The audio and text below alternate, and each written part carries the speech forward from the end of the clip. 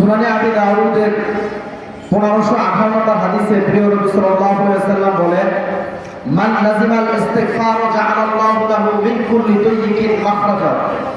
যে ব্যক্তি সব সময় ইস্তিগফার করে আল্লাহ রাব্বুল আলামিন তাকে তিনটা পুরস্কার দেন।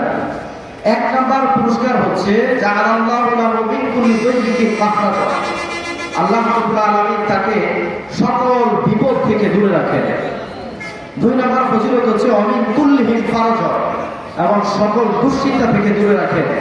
তিন নম্বর ফজিলত হচ্ছে ওয়া রাযাকাহু মিন হাইসু লা ইয়াহতাসিব, এমন জায়গা থেকে আল্লাহ রাব্বুল আলামিন তাকে রিজিক দেন যেখান থেকে সে কল্পনাও করে না।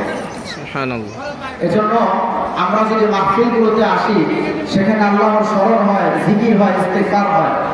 গাড়িতে, বাড়িতে, সফরে, যেখানেই থাকি না কেন আমরা যদি সবসময় আস্তাগফিরুল্লাহ আস্তাগফিরুল্লাহ আস্তাগফিরুল্লাহ বলতে থাকি, তাহলে দেখা যাচ্ছে মহান রব্বুল আলামিন এই হাদিসের অনুপাতে আমরা জানতে পারি যে সকল বিপদ থেকে আমাদেরকে দূরে রাখবেন।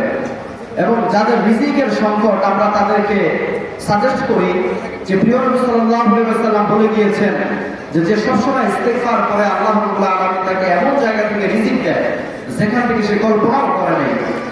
এটা শুধু হাদিসের কথা নয়, পবিত্র কোরআনের 71 নম্বর সূরা নূহের 10, 11, 12 নম্বর আয়াতে আল্লাহ রাব্বুল আলামিন একই কথা বলেছেন, ফাকুল ফাস্তাগফিরু রাব্বাকুম ইন্নাহু কানা গাফফারা ইরসিলুস সামাআ আলাইকুম মিদরারা ওয়া ইয়ামদুদুকুম বিআমওয়াল ওয়া বানিন। হে বান্দা, আমি বলছি তোমরা তোমার রবের কাছে বেশি বেশি ইস্তিগফার করো। তিনি তোমাদের গুনার কারণে আকাশ থেকে যে বৃষ্টি করা বন্ধ করে দিয়েছেন, যদি তোমরা ইস্তিগফার করো, আল্লাহ রাব্বুল আলামিন আকাশ থেকে তোমাদের জন্য মুষলধারে বৃষ্টি নাযিল করবেন। সুবহানাল্লাহ। ওয়া ইয়ামদুদুকুম বিআমওয়াল ওয়া বানিন, এবং তোমাদের সম্পদ এবং সন্তানের মধ্যে বারাকাত দান করবেন।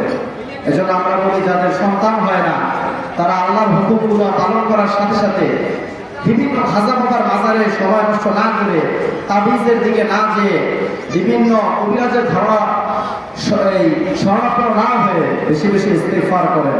পবিত্র কোরআন আমাদের জীবনের জন্য প্রেসক্রিপশন, আমাদের জীবনের জন্য গাইড। আমরা যদি কোরআনকে অনুসরণ করি, কোরআন আমাদের মুক্তি দিবে। কি বলার কথা ঠিক কিনা?